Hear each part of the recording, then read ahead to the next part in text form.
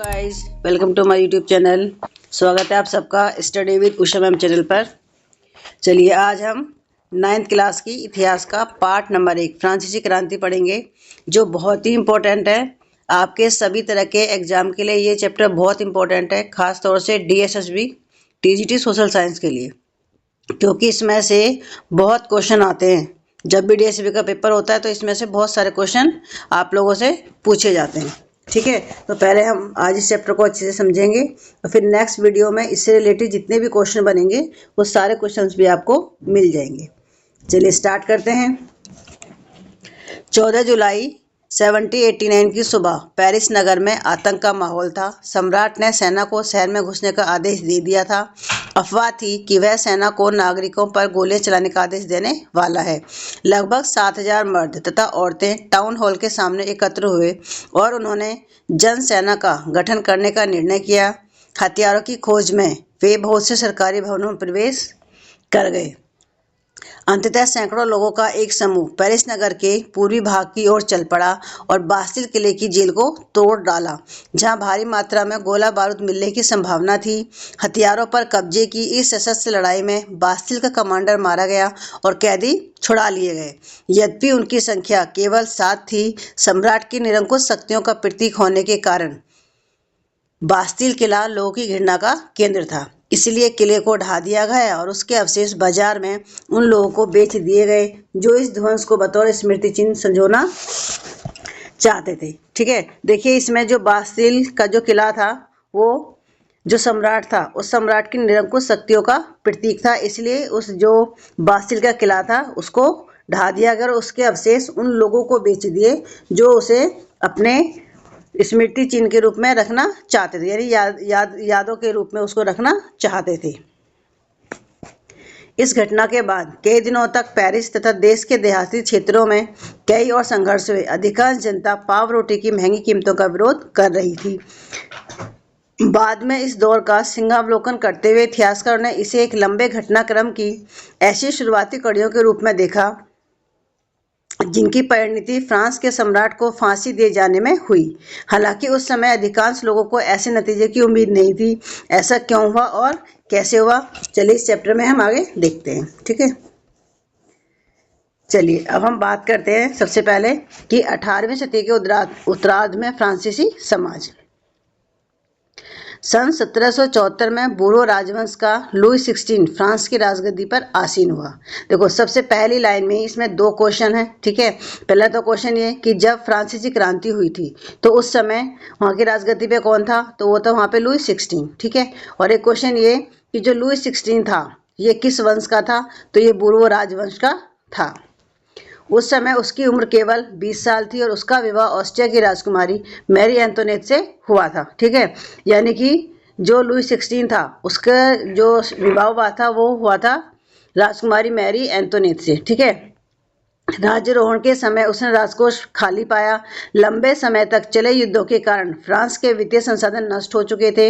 Versailles के विशाल महल और राज दरबार की शान शौकत बनाए रखने की फिजूल खर्ची का बोझ अलग से था। लुई 16 के शासनकाल में फ्रांस ने अमेरिका के 13 उपनिवेशों को साझा शत्रु ब्रिटेन से आज़ाद कराने में सहायता दी थी। इस युद्ध के चलते फ्रांस पर 10 अरब लिवरे से भी अधिक का कर्ज और जुड़ गया, जबकि उस पर पहले से ही 2 अरब लिवरे का बोझ चढ़ा हुआ था। सरकार से कर्जदाता अब 10% ब्याज की मांग करने लगे। फलस्वरूप फ्रांसीसी सरकार अपने बजट का बहुत बड़ा हिस्सा दिनों दिन बढ़ते जा रहे कर्ज को चुकाने पर मजबूर थी। अपने नियमित खर्चों जैसे सेना के रखरखाव, राजदरबार, सरकारी कार्यालयों या विश्वविद्यालयों को चलाने के लिए फ्रांसीसी सरकार करों में वृद्धि के लिए बाध्य हो गई, पर यह कदम भी नाकाफी था। 18वीं सदी में फ्रांसीसी समाज 3 स्टेटों में बटा हुआ था और केवल तीसरे स्टेट के लोग जनसाधारण कर अदा करते थे। वर्गों में विभाजित फ्रांसीसी समाज मध्यकालीन सामंती व्यवस्था का अंग था। प्राचीन राजतंत्र पद का प्रयोग सामान्यतः सन 1789 से पहले के फ्रांसीसी समाज एवं संस्थाओं के लिए किया जाता था। देखिए हम बात करते हैं कि फ्रांसीसी समाज के बारे में। ठीक है, आप ये देखिए, जो ये लुई 16 था, लुई 16 जब राजा बना था तो उस समय इसकी उम्र सिर्फ 20 वर्ष थी। ठीक है, और जब ये वहां का राजा बना तो उस टाइम में जो फ्रांस के जो वित्तीय संसाधन थे, ठीक है, वो खाली थे। इसके पीछे का मेन रीजन ये था कि जो ये फ्रांस था, इसने लंबे टाइम तक इसने युद्ध के कारण जो इसके वित्तीय संसाधन थे वो सारे नष्ट हो चुके थे। और जो इससे पहले के जो राजा थे, उन राजाओं की शान और शौकत में भी फिजूल खर्ची होती थी। ठीक है, और अमेरिका के साथ जो इसने स्वतंत्रता में, ब्रिटेन के साथ जिसने अमेरिका की जो सहायता की थी, उसके कारण भी इसके ऊपर कर्जा बढ़ा हुआ था। ठीक है, और देखिए हम बात कर रहे हैं, जो चित्र दे रखा है इसमें दे रखा है इसका फ्रांस का समाज। देखिए जो फ्रांस का जो समाज था वो 3 वर्ग में बटा हुआ था, प्रथम स्टेट, द्वितीय स्टेट और तृतीय स्टेट। जो प्रथम स्टेट था, प्रथम स्टेट में आ गया था पादरी वर्ग। ठीक है, आप इसको आसानी से याद कर सकते हैं, पैसे प्रथम और पैसे पादरी। ठीक है, द्वितीय स्टेट में कुलीन वर्ग था। ठीक है, द्वितीय में कौन सा था, कुलीन वर्ग स्टेट। और देखिए तीसरे स्टेट में इतने सारे लोग आते थे, जिसमें आते थे आपके बड़े व्यवसायी, व्यापारी, अदालती कर्मचारी, वकील आदि। ठीक है, किसान और कारीगर, छोटे किसान, भूमिहीन मजदूर और नौकर। ठीक है, इस तरीके से जो फ्रांस का जो समाज था वो 3 वर्गों में विभाजित था। ठीक है, तो क्वेश्चन यही बनता है कि फ्रांस का समाज कितने वर्गों में विभाजित था। तो फ्रांस का समाज 3 वर्गों में विभाजित था। प्रथम स्टेट में पादरी आ जाएंगे, दूसरे में आपके कुलीन वर्ग आ जाएंगे, और इसके अलावा जितने भी लोग बसते हो किस में आ जाएंगे, वो तीसरे स्टेट के अंदर आ जाएंगे। ठीक है, पूरी आबादी में, ठीक है, लगभग 90% किसान थे, लेकिन जमीन के मालिक किसानों की संख्या बहुत कम थी। लगभग 60% जमीन पर कुलीनों, चर्च और तीसरे स्टेट के अमीरों का अधिकार था। आप ये देखिए कि जितने भी आबादी थी, उस आबादी में से जो 90% लोग थे वो किसान थे, लेकिन जमीन के जो मालिक थे उनके किसानों की संख्या बहुत कम थी। और 90 में से भी जो 60% जो जमीन थी उस पर जो कुलीन, चर्च और तीसरे स्टेट के अमीरों का अधिकार था। यानी कि जो 60% जमीन थी, उस जमीन पे जो अमीर लोग थे उनका ही अधिकार था। ठीक है, प्रथम 2 स्टेट कुलीन वर्ग और पादरी वर्ग के लोगों को कुछ विशेषाधिकार जन्माजन प्राप्त थे। इनमें से सबसे महत्वपूर्ण विशेषाधिकार था राज्यों को दिए जाने वाले करों से छूट। आप ये देखिए, यानी कि पहला और दूसरा जो दोनों वर्ग है, दोनों अमीर थे, और उन दोनों ही वर्गों को एक विशेष अधिकार प्राप्त था, वो था कि उनको सरकार को कोई भी टैक्स नहीं देना है। कुलीन वर्ग को कुछ अन्य सामंती विशेषाधिकार भी हासिल थे। वह किसानों से सामंती कर वसूल करता था। किसान अपने स्वामी की सेवा, स्वामी के घर एवं खेतों में काम करना, सैन्य सेवाएं देना अथवा सड़कों के निर्माण में सहयोग आदि करने के लिए बाध्य थे। चर्च भी किसानों से करों का एक हिस्सा, टाइद, धार्मिक कर के रूप में वसूलता था। ऊपर से तीसरे स्टेट के तमाम लोगों को, सरकार को तो कर चुकाना ही होता था। इन करों में टाइल, प्रत्यक्ष कर और अनेक अप्रत्यक्ष कर शामिल थे। अप्रत्यक्ष कर नमक और तंबाकू जैसी रोजाना उपभोग की वस्तुओं पर लगाया जाता था। इस प्रकार राज्य के जो वित्तीय कामकाज का सारा बोझ करों के माध्यम से जो जनता वहन करती थी। आप ये देखिए कि जो इसमें 2 तरीके के टैक्स हैं। एक था टैक्स टाइद, जो टाइद था ये धार्मिक कर था और इसको चर्च के द्वारा वसूल किया जाता था। ठीक है, और दूसरा है टाइल। जो टाइल है ये सीधे जो सरकार है, ठीक है, जो राज्य है उसको ही ये टैक्स दिया जाता था। ठीक है, आप टाइल को इस तरीके से भी याद कर सकते कि जो सरकार है, सड़कों पे आसपास में जो टाइल है वो सरकार ही लगाती, तो यानी कि सरकार को जो टैक्स दिया जाता था उसका नाम था टाइल। ठीक है, अब हम बात करते हैं जीने का संघर्ष। फ्रांस की जनसंख्या सन 1715 में 2.3 करोड़ थी, जो सन 1789 में बढ़कर 2.8 करोड़ हो गई। परिणामतः अनाज उत्पादन की तुलना में उसकी मांग काफी तेजी से बढ़ी। अधिकांश लोगों के मुख्य खाद्य पाव रोटी की कीमतों में तेजी से वृद्धि हुई। देखिए पाव रोटी को आप एक तरीके जैसे ब्रेड होता है ना, ब्रेड, उससे इसको आप समझ सकते हो। ठीक है, अधिकतर कामगार कारखानों में मजदूरी करते थे और उनकी मजदूरी मालिक तय करते थे, लेकिन मजदूरी महंगाई की दर से नहीं बढ़ रही थी। फलस्वरूप अमीर गरीब की खाई चौड़ी होती गई। स्थितियां तब और बदतर हो जाती जब सूखे या ओले के प्रकोप से पैदावार गिर जाती।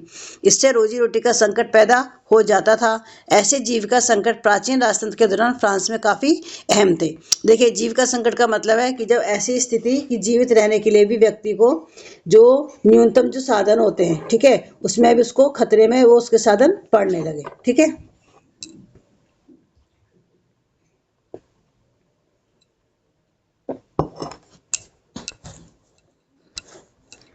अब हम बात करते हैं उभरते मध्यम वर्ग ने विशेषाधिकारों के अंत की कल्पना की। पहले भी कर बढ़ने एवं अकाल के समय किसान और कामगार विद्रोह कर चुके थे, परंतु उनके पास सामाजिक एवं आर्थिक व्यवस्था में बुनियादी बदलाव लाने के लिए साधन एवं कार्यक्रम नहीं थे। ये जिम्मेदारी तीसरे स्टेट के उन समूहों ने उठाई जो समृद्ध और शिक्षित होकर नए विचारों के संपर्क में आ सके थे। 18वीं सदी में एक नए सामाजिक समूह का उदय हुआ जिसे मध्य वर्ग कहा गया, जिसने फैलते समुद्र पारीय व्यापार और ऊनी तथा रेशमी वस्त्रों के उत्पादन के बल पर संपत्ति अर्जित की थी। ऊनी और रेशमी कपड़ों का या तो निर्यात किया जाता था या समाज के समृद्ध लोग उसे खरीद लेते थे। तीसरे स्टेट में इन सौदागरों एवं निर्माताओं के अलावा प्रशासनिक सेवा व वकील जैसे पेशेवर लोग भी शामिल थे। ये सभी पढ़े लिखे थे और इनका मानना था कि समाज के किसी भी समूह के पास जन्मना विशेषाधिकार नहीं होने चाहिए। किसी भी व्यक्ति की सामाजिक हैसियत का आधार उसकी योग्यता ही होनी चाहिए। स्वतंत्रता, समान नियमों तथा समान अवसरों के विचार पर आधारित समाज की यह परिकल्पना जॉन लॉक और जॉन जॉक रूसो जैसे दार्शनिकों ने प्रस्तुत की थी। अपने टू ट्राइजेस ऑफ गवर्नमेंट में लॉक ने राजा के देवी और निरंकुश अधिकारों के सिद्धांत का खंडन किया था। रूसो ने इसी विचार को आगे बढ़ाते हुए जनता और उसके प्रतिनिधियों के बीच एक सामाजिक अनुबंध पर आधारित सरकार का प्रस्ताव रखा। मॉन्टेस्क्यू ने the spirit of the laws नामक रचना में सरकार के अंदर विधायिका, कार्यपालिका और न्यायपालिका के बीच सत्ता विभाजन की बात कही। देखिए, यहाँ से आपके 3 क्वेश्चन बनते हैं। सबसे पहले तो ये कि जो सोशल कॉन्ट्रैक्ट है, ठीक है, सामाजिक अनुबंध जो किताब है, ठीक है, इसके जो लेखक है वो कौन है? तो इसके लेखक है रूसो, ठीक है।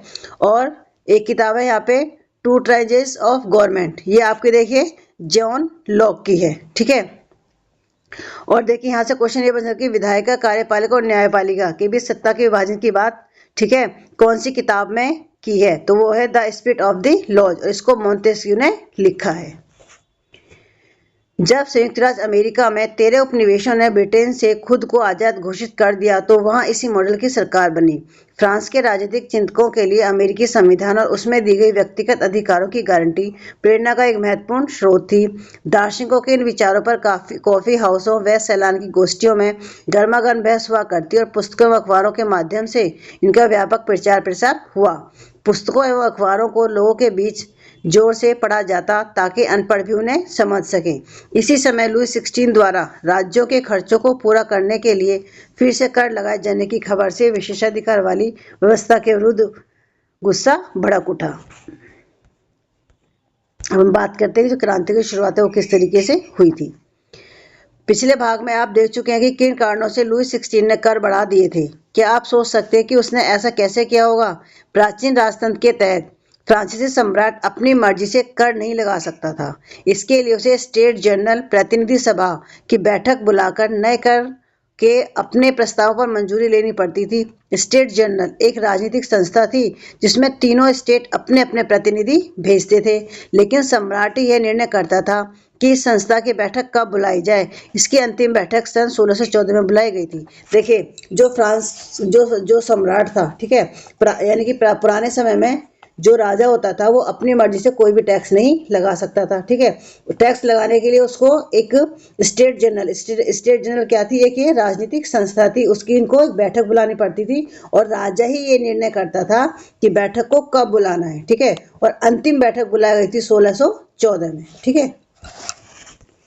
फ्रांसीसी सम्राट लुई 16 ने 5 मई 1789 को नए करों के प्रस्ताव के अनुमोदन के लिए स्टेट जनरल की बैठक बुलाई। यानी कि जो लुई 16 था उसने नए करों के प्रस्ताव के लिए जो स्टेट जनरल की जो बैठक है उसको कब बुलाया था? वो बुलाई गई थी आपकी 5 मई 1789 को, ठीक है। ये पिछली बार DSSB 2021 में जब TGT सोशल साइंस का पेपर हुआ था तो उसमें यहीं से ये क्वेश्चन पूछा गया था, ठीक है। प्रतिनिधियों की मेजबानी के लिए वर्साय के एक आलीशान भवन को सजाया गया। पहले और दूसरे स्टेट ने इस बैठक में अपने 300 प्रतिनिधि भेजे जो आमने सामने की कतारों में बिठाए गए। तीसरे स्टेट के 600 प्रतिनिधि उनके पीछे खड़े किए गए। तीसरे स्टेट का प्रतिनिधित्व इसके अपेक्षाकृत समृद्ध एवं शिक्षित वर्ग कर रहे थे। किसानों, औरतों एवं कारीगरों का सभा में प्रवेश वर्जित था। फिर भी लगभग 40,000 पत्रों के माध्यम से उनकी शिकायतें मांगों की सूची बनाई गई, जिसे प्रतिनिधि अपने साथ लेकर आए थे।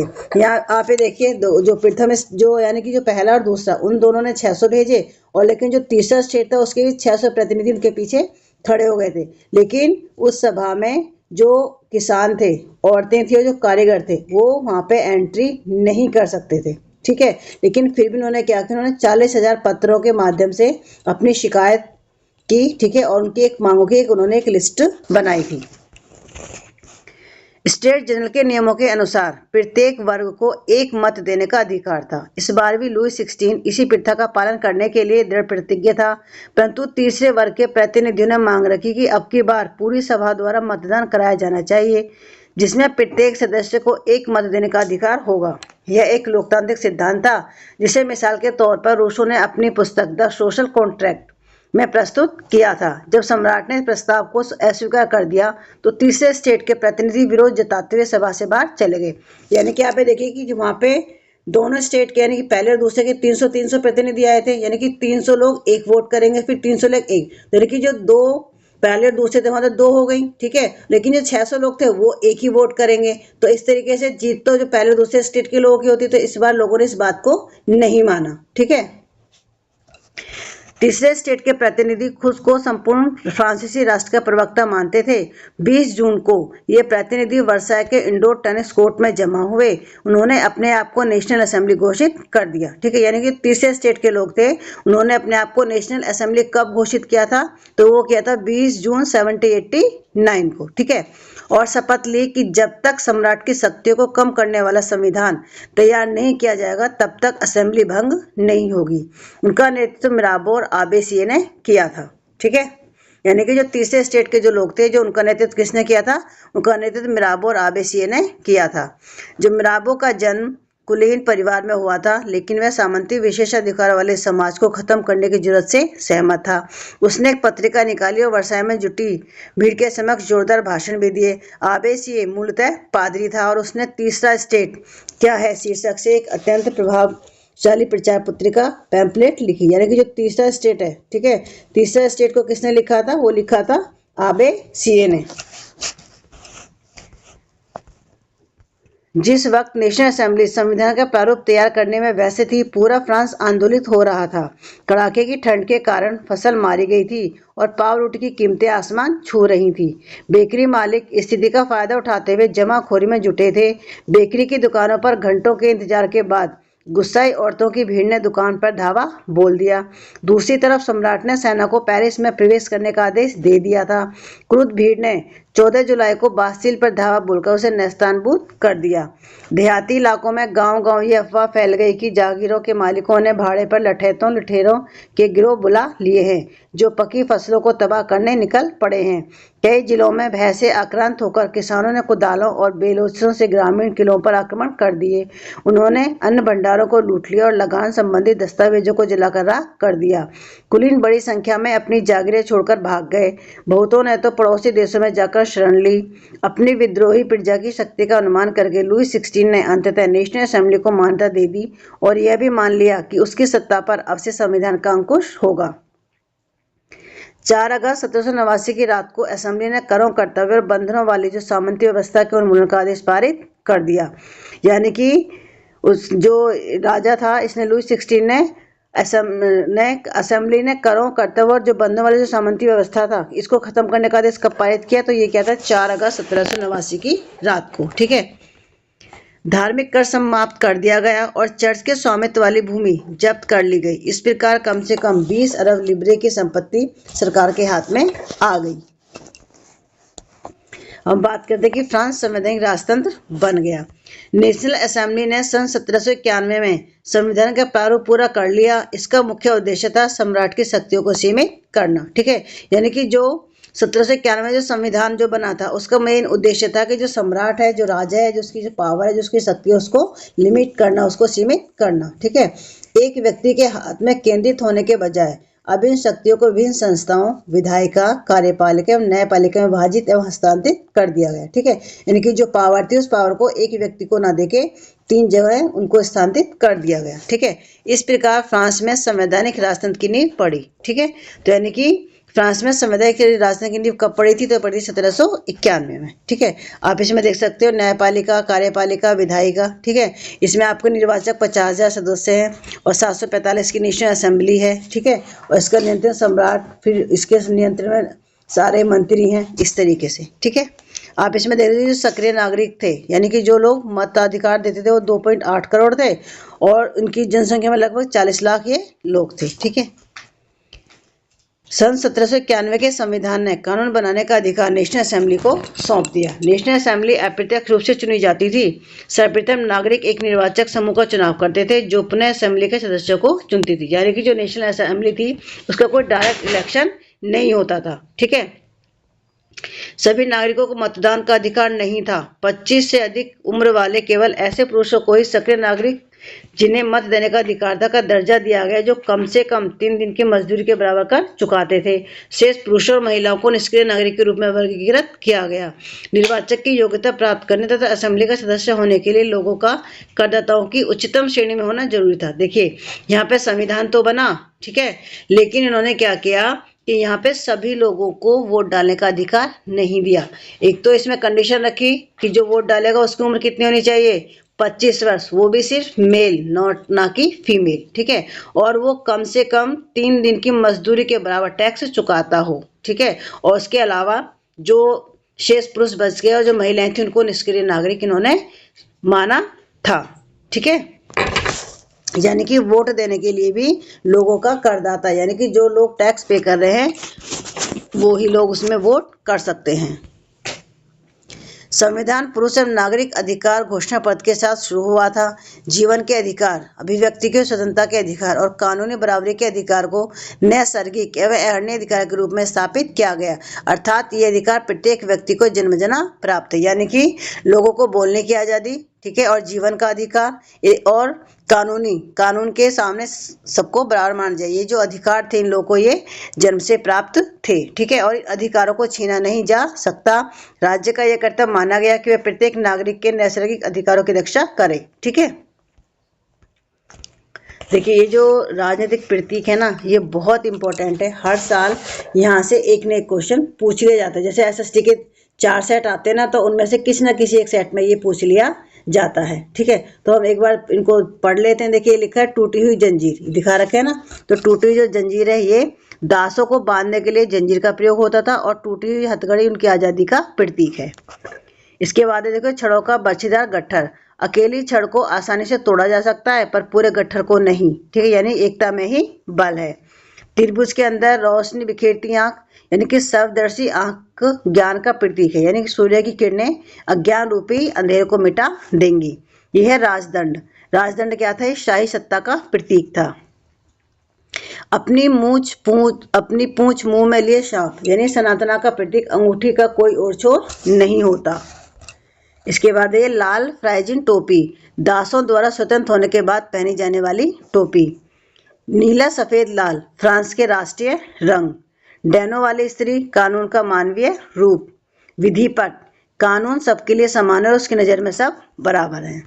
अब हम बात करते हैं कि फ्रांस में राजतंत्र का उन्मूलन और गणतंत्र की स्थापना। फ्रांस की स्थिति आने वाले वर्षों में भी तनावपूर्ण बनी रही।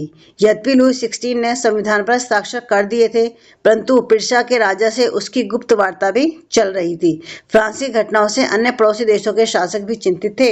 इसलिए 1789 की गर्मियों के बाद होने वाली ऐसी घटनाओं को नियंत्रित करने के लिए इन शासकों ने सेना भेजने की योजना बना ली थी। लेकिन जब तक इस योजना पर अमल होता, अप्रैल 1792 में नेशनल असेंबली ने पिरसा ऑस्ट्रिया के विरुद्ध युद्ध की घोषणा का प्रस्ताव पारित कर दिया। प्रांतों से हजारों स्वयंसेवी सेना में भर्ती होने के लिए जमा होने लगे। उन्होंने इस युद्ध को यूरोपीय राजाओं एवं कुलीनों के विरुद्ध जनता की जंग के रूप में लिया। उनके होठों पर देशभक्ति के जो तराने थे उनमें कमी राजेट दी लायल द्वारा रचित मार्सिले भी था। यह गीत पहली बार मार्सिलेस के स्वयं सेवियों ने पेरिस की ओर कूच करते हुए गाया था, इसलिए इस गाने का नाम मार्सिले हो गया, जो फ्रांस का राष्ट्रीय गान है। ठीक है, यानी कि जो फ्रांस का जो राष्ट्रीय गान है उसका नाम क्या है? उसका नाम है मार्सिले। ठीक है, क्रांतिकारी युद्धों से जनता को भारी क्षति एवं आर्थिक कठिनाइयां झेलनी पड़ी। पुरुषों ने मोर्चे पर चले जाने के बाद घर परिवार और रोजी रोटी की जिम्मेदारी औरतों के कंधों पर आ पड़ी। देश की आबादी के एक बड़े हिस्से को ऐसा लगता था कि क्रांति के सिलसिले को आगे बढ़ाने की जरूरत है, क्योंकि 1791 के संविधान से सिर्फ अमीरों को ही राजनीतिक अधिकार प्राप्त हुए थे। लोग राजनीतिक क्लबों में अड्डे जमाकर सरकारी नीतियों और अपनी कार्य योजना पर बहस करते थे। इनमें से जैकोबिन क्लब सबसे सफल था, जिसका नाम पेरिस के भूतपूर्व कॉन्वेंट ऑफ सेंट जैकब के नाम पर पड़ा, जो अब इस राजनीतिक समूह का अड्डा बन गया था। इस पूरी अवधि में महिलाएं भी सक्रिय थी और उन्होंने भी अपने क्लब बना लिए। ठीक है। जैकोबिन क्लब के सदस्य मुख्यतः समाज के कम समृद्ध हिस्से से आते थे। इनमें छोटे दुकानदार, कारीगर, जूता बनाने वाले, पेस्ट्री बनाने वाले, घड़ीसाज, छपाई करने वाले और नौकर व दिहाड़ी मजदूर शामिल थे। उनका नेता मैक्सिमिलियन रॉबेस्पियर था। जैकोबिनों के एक बड़े वर्ग ने गोदी कामगारों की तरह धारीदार लंबी पतलून पहनने का निर्णय किया। ऐसा उन्होंने समाज के फैशन परस्त वर्ग, खासतौर से घुटने तक पहने जाने वाले ब्रीचेस, घुटना पहनने वाले कुलीनों से खुद को अलग करने के लिए किया। यह ब्रीचेस पहनने वाले कुलीनों की सत्ता समाप्ति के ऐलान का उनका तरीका था। इसीलिए जैकोबिनों को सौकुलात के नाम से जाना गया, जिसका शाब्दिक अर्थ होता है भुना घुटने वाले। सौकुलात पुरुष लाल रंग की टोपी भी पहनते थे, जो स्वतंत्रता का प्रतीक थी, लेकिन महिलाओं को ऐसा करने की अनुमति नहीं थी। सन 1792 की गर्मियों में जैकोबिनों ने खाद्य पदार्थों की महंगाई एवं अभाव से नाराज पेरिस वासियों को लेकर एक विशाल हिंसक विद्रोह की योजना बनाई। 10 अगस्त की सुबह उन्होंने ट्यूलेरिये के महल पर धावा बोल दिया, राजा के रक्षकों को मार दिया और खुद को कई घंटों तक बंधक बनाए रखा। बाद में असेंबली ने शाही परिवार को जेल में डाल देने का प्रस्ताव पारित किया। नए चुनाव कराए गए। 21 वर्ष से अधिक उम्र वाले सभी पुरुषों, चाहे उनके पास संपत्ति हो या नहीं, को मतदान का अधिकार दिया गया। नवनिर्वाचित असेंबली को कन्वेंशन का नाम दिया गया। 21 सितंबर 1792 को उसने राजतंत्र का अंत कर दिया और फ्रांस को गणतंत्र घोषित किया। यानी कि फ्रांस कब गणतंत्र बना था? यानी 21 सितंबर 1792 में। ठीक है। जैसा कि आप जानते हैं, गणतंत्र सरकार का वह रूप है जहां सरकार है उसके प्रमुख का चुनाव जनता करती है। यह वंशानुगत राजशाही नहीं है। आप कुछ अन्य गणतांत्रिक देशों के बारे में जानकारी प्राप्त करने की कोशिश करो, देखिए कि वे कब और कैसे गणतंत्र बने। लुई 16 को न्यायालय द्वारा देशद्रोह के आरोप में मौत की सजा सुना दी गई।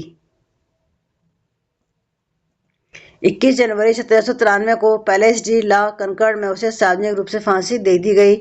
जल्दी रानी मैरी एंटोनेट का भी वही हश्र हुआ। अब हम बात करते हैं आतंक राज। सन 1793 से 1794 तक के काल को आतंक का युग कहा जाता है। रोबेस्पियर ने नियंत्रण दंड की नीति अपनाई थी। यानी कि देखिए, दंड एवं नियंत्रण की नीति किसने अपनाई थी? ये अपनाई थी रोबेस्पियर ने। ठीक है। और आतंक का युग का समय क्या था? 1793 से 1794। उसके हिसाब से गणतंत्र के जो भी शत्रु थे, कुलीन एवं पादरी, अन्य राजनीतिक दलों के सदस्य, उसकी कार्यशैली से असहमति रखने वाले पार्टी सदस्य, उन सभी को गिरफ्तार कर जेल में डाल दिया गया और एक क्रांतिकारी न्यायालय द्वारा उन पर मुकदमा चलाया गया।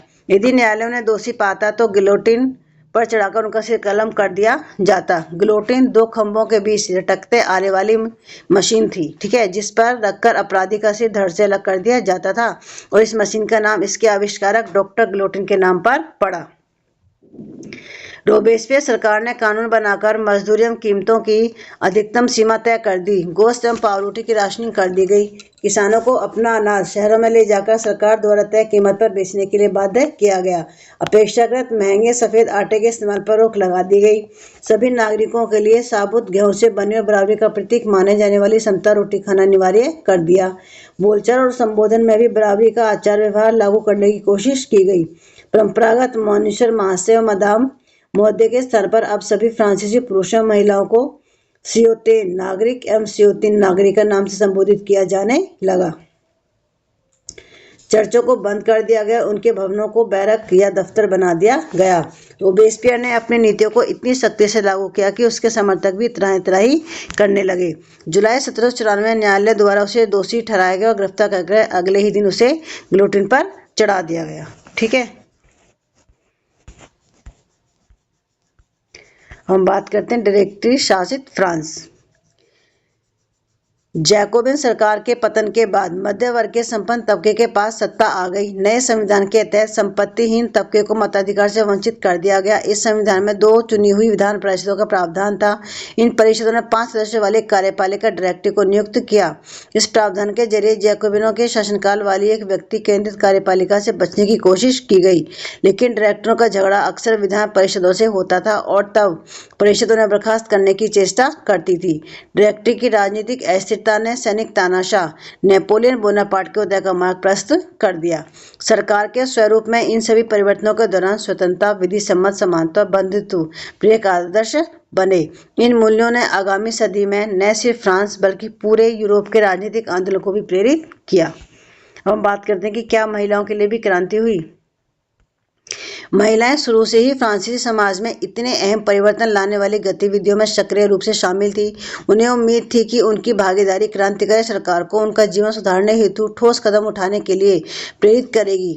तीसरे स्टेट की अधिकांश महिलाएं जीविका निर्वाह के लिए काम करती थी। वे सिलाई, बुनाई, कपड़ों की धुलाई करती थी, बाजारों में फल फूल सब्जियां बेचती थी अथवा संपन्न घरों में घरेलू काम करती थी। बहुत सारी महिलाएं वेश्यावृत्ति करती थी। अधिकांश महिलाओं के पास पढ़ाई लिखाई तथा व्यावसायिक प्रशिक्षण के मौके नहीं थे। केवल कुलीनों की लड़कियां अथवा तीसरे स्टेट के धनी परिवारों की लड़कियां ही कॉन्वेंट में पढ़ पाती थी। इनके बाद उनकी शादी कर दी जाती थी। कामकाजी महिलाओं को अपने परिवार का पालन पोषण भी करना पड़ता था, जैसे खाना पकाना, पानी लाना, लाइन लगाकर पाव रोटी लाना और बच्चों की देखरेख आदि करना। उनकी मजदूरी पुरुषों की तुलना में कम थी। महिलाओं ने अपने हितों की हिमायत करने और उन पर चर्चा करने के लिए खुद के राजनीतिक क्लब शुरू किए और अखबार निकाले। फ्रांस के विभिन्न नगरों में महिलाओं के लगभग 60 क्लब अस्तित्व में आए। उनमें the society of revolutionary and Republican woman सबसे मशहूर क्लब था। उनकी एक प्रमुख मांग यह थी कि महिलाओं को पुरुषों के समान राजनीतिक अधिकार प्राप्त होने चाहिए। महिलाएं इस बात से निराश हुई कि 1791 के संविधान में उन्हें निष्क्रिय नागरिक का दर्जा दिया गया था। महिलाओं ने मताधिकार, असेंबली के लिए चुने जाने तथा राजनीतिक पदों की मांग रखी। उनका मानना था कि तभी नई सरकार में उनके हितों का प्रतिनिधित्व हो पाएगा। प्रारंभिक वर्षों में क्रांतिकारी सरकार ने महिलाओं के जीवन में सुधार लाने वाले कुछ कानून लागू किए। सरकारी विद्यालयों की स्थापना के साथ ही सभी लड़कियों के लिए स्कूली शिक्षा को अनिवार्य बना दिया गया और पिता उन्हें उनकी मर्जी के खिलाफ शादी के लिए बाध्य नहीं कर सकते थे। शादी को स्वैच्छिक अनुबंध माना गया और कानूनों के तहत उनका पंजीकरण किया जाने लगा। तलाक को कानूनी रूप दे दिया गया और मर्द औरत दोनों को ही इसकी अर्जी देने का अधिकार दिया गया। अब महिलाएं व्यवसायिक प्रशिक्षण ले सकती थी, कलाकार बन सकती थी और छोटे मोटे व्यवसाय चला सकती थी।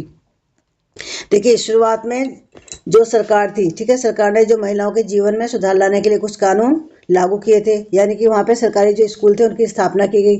तो यानी कि सभी लड़कियां स्कूल भी जाने लगी और सभी लोगों के लिए स्कूल जाना अनिवार्य उन्होंने कर दिया, ठीक है। और उनकी मर्जी के खिलाफ ना तो शादी हो सकती थी, ठीक है, और वो शादी को एक कॉन्ट्रैक्ट मानती थी। और तलाक को उन्होंने क्या एक कानूनी रूप दे दिया गया था, ठीक है। और जो महिलाएं थी वो अब अपना कोई अगर किसी को बिजनेस करना है तो वहाँ से को वो मतलब ट्रेनिंग ले सकती थी। वो कलाकार भी बन सकती थी और छोटे मोटे जो बिजनेस होते हैं, जो व्यवसाय, वो भी वो चला सकती थी।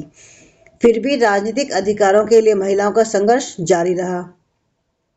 आतंक राज के दौरान सरकार ने महिला क्लबों को बंद करने और उनकी राजनीतिक गतिविधियों पर प्रतिबंध लगाने वाला कानून लागू किया।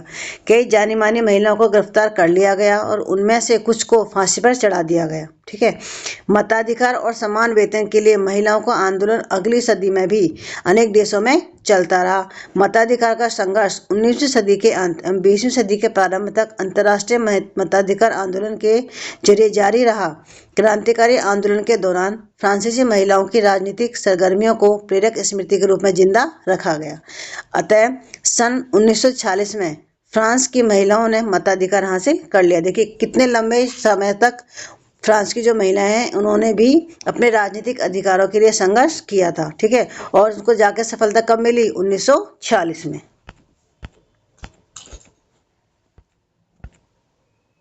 अब हम बात करते हैं दास प्रथा का उन्मूलन। फ्रांसीसी उपनिवेशों में दास प्रथा का उन्मूलन जैकोबिन शासन के क्रांतिकारी सामाजिक सुधारों में से एक था। कैरेबियाई उपनिवेश मार्टिनिक, गौडेलोप और सैन डोमिनो तंबाकू, नील, चीनी और कॉफी जैसी वस्तुओं के महत्वपूर्ण आपूर्ति करता थे। अपरिचित एवं दूर देश जाने और काम करने के लिए यूरोपियों की अनिच्छा का मतलब था बागानों में श्रम की कमी। इस कमी को यूरोप, अफ्रीका एवं अमेरिका के बीच त्रिकोणीय दास व्यापार द्वारा पूरा किया गया। यानी जो त्रिकोणीय दास व्यापार था किस किस किस के बीच में होता था? ये होता था यूरोप, अफ्रीका और अमेरिका। ठीक है। दास व्यापार 17वीं शताब्दी में शुरू हुआ। फ्रांसीसी सौदागर बोंदे या नान्ते बंदरगाह से अफ्रीका तट पर जहाज ले जाते थे, जहां वे स्थानीय सरदारों से दास खरीदते थे। दासों को दागकर एवं हथकड़ियां डालकर अटलांटिक महासागर के पास कैरेबियाई देशों तक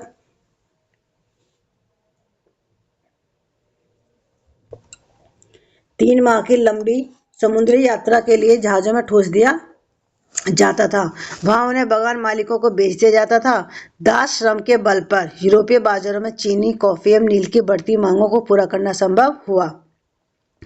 बोर्दे और नान्ते जैसे बंदरगाह फलते फूलते दास व्यापार के कारण समृद्ध नगर बन गए। 18वीं सदी में फ्रांस में दास प्रथा की ज्यादा निंदा नहीं हुई। नेशनल असेंबली में लंबी बहस हुई कि व्यक्ति के मूलभूत अधिकार उपनिवेशों में रहने वाली प्रजा सहित समस्त फ्रांसीसी प्रजा को प्रदान किए जाएं या नहीं। परंतु दास व्यापार पर निर्भर व्यापारियों के विरोध के वजह से नेशनल असेंबली में कोई कानून पारित नहीं किया गया। लेकिन अंततः सन 1794 में के कन्वेंशन ने फ्रांसीसी उपनिवेशों में सभी दासों की मुक्ति का कानून पारित कर दिया। ठीक है। पर यह कानून एक छोटी सी अवधि तक ही लागू रहा। 10 वर्ष बाद नेपोलियन ने दास प्रथा पुनः शुरू कर दी। देखिए, फ्रांस में जो दास प्रथा का अंत 1794 में कर दिया था, लेकिन ये सिर्फ कुछ टाइम तक ही बंद रहा और उसके बाद में इसको दोबारा से किसने शुरू किया था? वो किया था नेपोलियन ने। ठीक है। बागान मालिकों को अपने आर्थिक हित साधने के लिए अफ्रीकी निग्रो लोगों को गुलाम बनाने की स्वतंत्रता मिल गई। फ्रांसीसी उपनिवेशों से अंतिम रूप से दास प्रथा का उन्मूलन 1848 में किया गया था। यानी कि फ्रांस में जो दास प्रथा थी उसको कब खत्म किया गया? उसको 1848 में खत्म किया गया। ठीक है। देखिए, निग्रो का मतलब क्या है कि जो अफ्रीका में जो सहारा रेगिस्तान के दक्षिण में जो रहने वाले स्थानीय लोग हैं उनको निग्रो बोला जाता है। ठीक है। और ये एक अपमानजनक शब्द है जिसका प्रयोग इस्तेमाल नहीं किया जाता है। हम बात करते हैं क्रांति और रोजाना की जिंदगी। क्या राजनीति लोगों का पहनावा, उनकी बोलचाल अथवा उनके द्वारा पढ़ी जाने वाली पुस्तकों को बदल सकती है? सन 1789 से बाद के वर्षों में फ्रांस के पुरुषों, महिलाओं एवं बच्चों के जीवन में ऐसे अनेक परिवर्तन आए। क्रांतिकारी सरकारों ने कानून बनाकर स्वतंत्रता एवं समानता के आदर्शों को रोजाना की जिंदगी में उतारने का प्रयास किया।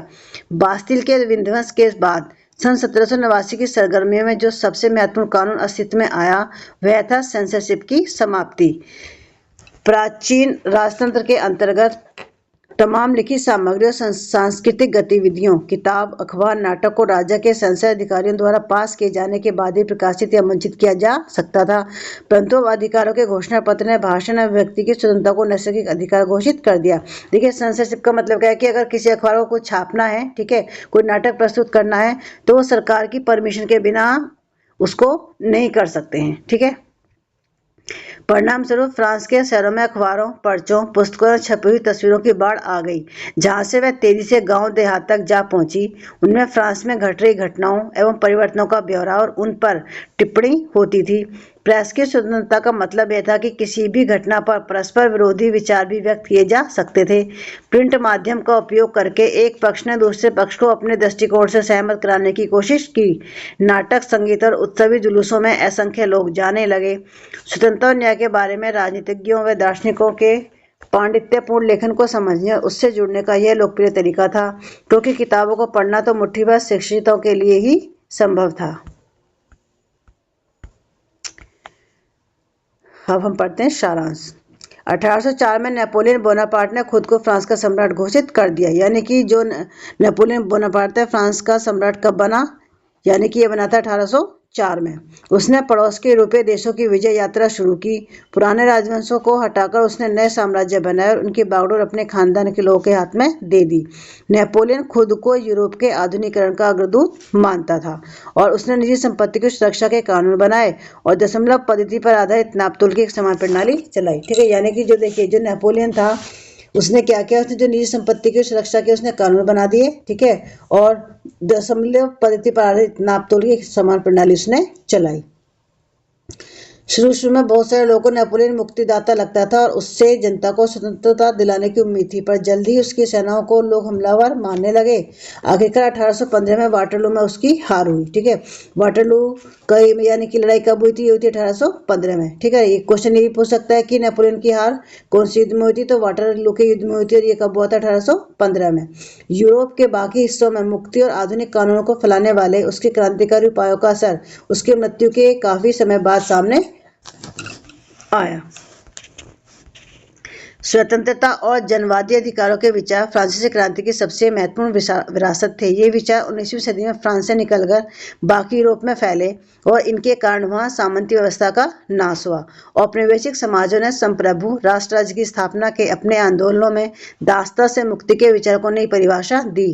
टीपू सुल्तान और राजा राममोहन राय क्रांतिकारी फ्रांस में उपजे विचारों से प्रेरणा लेने वाले दो ठोस उदाहरण हैं। देखिए, जो फ्रांसीसी क्रांति है, ये फ्रांसीसी क्रांति देखिए पूरे विश्व को जो देके गई है वो है आपके स्वतंत्रता, समानता और बंधुत्व, यानी कि जो भाईचारे की जो भावना है ये फ्रांसीसी क्रांति से निकल के ही पूरे विश्व में फैली, ठीक है। और भारत में देखिए जो टीपू सुल्तान थे और राजा राममोहन राय, तो जो यहाँ से जो विचार आए थे उनसे ये प्रेरणा लेने वाले दो महत्वपूर्ण उदाहरण थे। कौन? टीपू सुल्तान और राजा राममोहन राय, ठीक है। तो देखिए ये चैप्टर बहुत ही अच्छा था, इंटरेस्टिंग भी था, ठीक है। तो जिन्होंने मेरे चैनल को लाइक और सब्सक्राइब नहीं करा है, प्लीज़ मेरे चैनल को लाइक और सब्सक्राइब करना न भूलें। इस चैप्टर के लिए बस इतना ही, मिलते हैं आपसे नेक्स्ट वीडियो में। Thank you.